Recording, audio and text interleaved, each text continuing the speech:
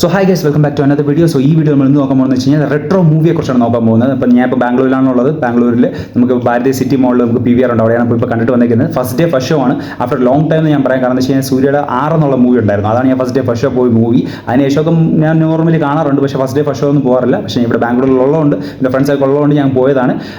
First day first show ആണ് നമ്മൾ കണ്ടത്. സോ എങ്ങനെയുണ്ടെന്ന് വെച്ച് കഴിഞ്ഞാൽ എൻ്റെ ഒരു അഭിപ്രായം ആസ് എ നോർമൽ ഓഡിയൻസ് എന്ന് വെച്ച് കഴിഞ്ഞാൽ പടം ഫസ്റ്റ് ഹാഫ് തന്നെ അടിപൊളി എന്ന് വെച്ചാൽ അടിപൊളി മേക്കിംഗ്. പിന്നെ സൂര്യയുടെ സ്വാഗിനെ കുറിച്ച് പറയേണ്ട ആവശ്യമില്ല. നിങ്ങൾ ട്രെയിലർ കണ്ടതാണ്. അതുപോലെ തന്നെ നമുക്ക് പടത്തിൽ കുറച്ചുകൂടി അതൊക്കെ മേലെ എന്ന് പറയാം. സൂര്യയുടെ സ്വാഗൊക്കെ ആ രീതിക്ക് പുള്ളിയുടെ ഓരോ ആറ്റിറ്റ്യൂഡ്, പുള്ളിയുടെ ഈ പറഞ്ഞ സ്വാഗ്, പുള്ളിയുടെ ഡ്രസ്സിങ് സെൻസ്, ഈ പറഞ്ഞ യെല്ലോ ജാക്കറ്റിലൊക്കെ വരുന്ന ഒരു സീനുണ്ട് മോനെ, രക്ഷയില്ലാത്ത സീനുകളാണ്.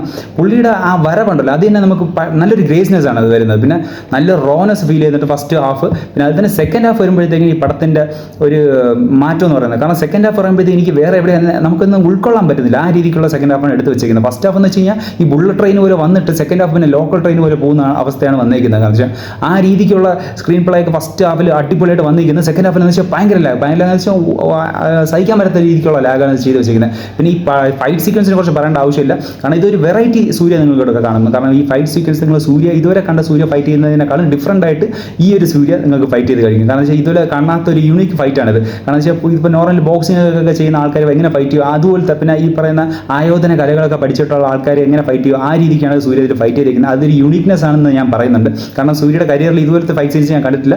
ഫൈറ്റ് സീൻസ് ഒക്കെ അമ്മാതിരി മേക്കിംഗ് ആണ്. പിന്നെ അതുപോലെ തന്നെ ഫ്രെയിംസ് ഒക്കെ അമ്മാതിരി മേക്കിംഗ് ആണ്. പക്ഷേ സെക്കൻഡ് ഹാഫിൽ ഈ പറയുന്ന ഫൈറ്റ് സീൻ എന്നെ സഹിക്കാൻ പറ്റാത്ത അവസ്ഥയാണ്. കാരണം അനവധി ഫൈറ്റ് സീൻസുകൾ, ആവശ്യമില്ലാത്ത തിരികെ കയറ്റുന്ന പോലത്തെ ആ ഫൈറ്റ് സീൻസുകൾ ഒരുപാട് വെച്ചിട്ടുണ്ട്. സോ ഈ എഡിറ്റർക്ക് ആ ഫൈറ്റ് സീൻസും അതുപോലെ തന്നെ ഈ പറയുന്ന കുറച്ച് ലവ് പോർഷൻസ് വരുന്നുണ്ട്. ആ ലവ് പോർഷൻസ് കൂടി എടുത്ത് കളയുമായിരുന്നു കുറച്ച് ബെറ്റർ ആയിരുന്നു. ഫസ്റ്റ് വിചാരിച്ച് ഫുള്ളായിട്ട് ലവ് ആയിരിക്കും ഈ പറയുന്ന മൂവി ഓവറോൾ എന്ന് വിചാരിച്ചു. പക്ഷേ ഇടയ്ക്ക് വെച്ച് സ്പിരിച്വാലിറ്റിയും കാര്യങ്ങളൊക്കെ എടുക്കുന്നുണ്ട്. പിന്നെ അതുപോലെ തന്നെ നമുക്ക് ഈ കാർത്തിക് സുബ്ബരാജ് നമുക്ക് അവസാനത്തെ ഒരു മെസ്സേജും തരുന്നുണ്ട്.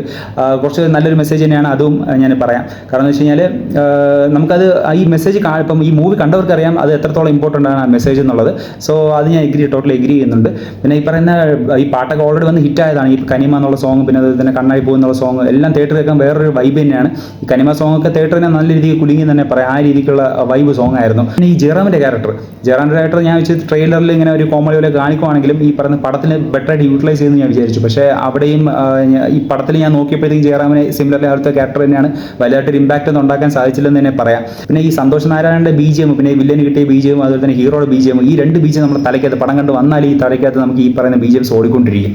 പിന്നെ ചോദിക്കുവാണെങ്കിൽ ജെന്യൂനായിട്ട് ഞാൻ പറയുവാണെങ്കിൽ എനിക്ക് ഫസ്റ്റ് ഹാഫ് അടിപൊളിയായിട്ട് തന്നെ എനിക്ക് ഇഷ്ടപ്പെട്ടു. പക്ഷേ സെക്കൻഡ് ഹാഫ് നല്ല ലാഗ് ഉണ്ട്. അപ്പോൾ എൻ്റെ അടുത്ത് ചോദിച്ചു കഴിഞ്ഞാൽ ഒരു ആവറേജ് പടം എന്ന് തന്നെ പറയാൻ പറ്റും. കാരണം വെച്ചാൽ സെക്കൻഡ് ഹാഫും കൂടി അടിപൊളിയായിരുന്നു. സെക്കൻഡ് ഹാഫ് അൺവാണ്ടഡ് ഈ പറഞ്ഞ ഫൈറ്റ് സീൻസ്, അതുപോലെ തന്നെ ഈ അൺവാണ്ടഡ് ലവ് പോർഷൻസ് ഒക്കെ ഡിലീറ്റ് ചെയ്ത് കളയാറുണ്ടെങ്കിൽ, കട്ട് ചെയ്ത് കളഞ്ഞിരുന്നെങ്കിൽ മൊത്തത്തിലൊരു അടിപൊളി പടം എന്ന് തന്നെ പറഞ്ഞാൽ. പക്ഷേ സെക്കൻഡ് ഹാഫ് നല്ല ലാഗ് കൊണ്ട് ഞാൻ ചുമ്മാ പറയല്ല, നിങ്ങൾ ഡയറക്റ്റ്ലി തിയേറ്ററിൽ പോയി ഇരുന്ന് കഴിഞ്ഞാൽ ആ ലാഗ് നിങ്ങൾക്ക് ഫീൽ ചെയ്യും. പക്ഷേ വൺ ടൈം വാച്ചബിൾ തന്നെയാണ് പടം. ഈ പറയുന്ന ഫാമിലി ആയിട്ടും നിങ്ങൾക്ക് ആരായിട്ടും നമുക്ക് പോവാം.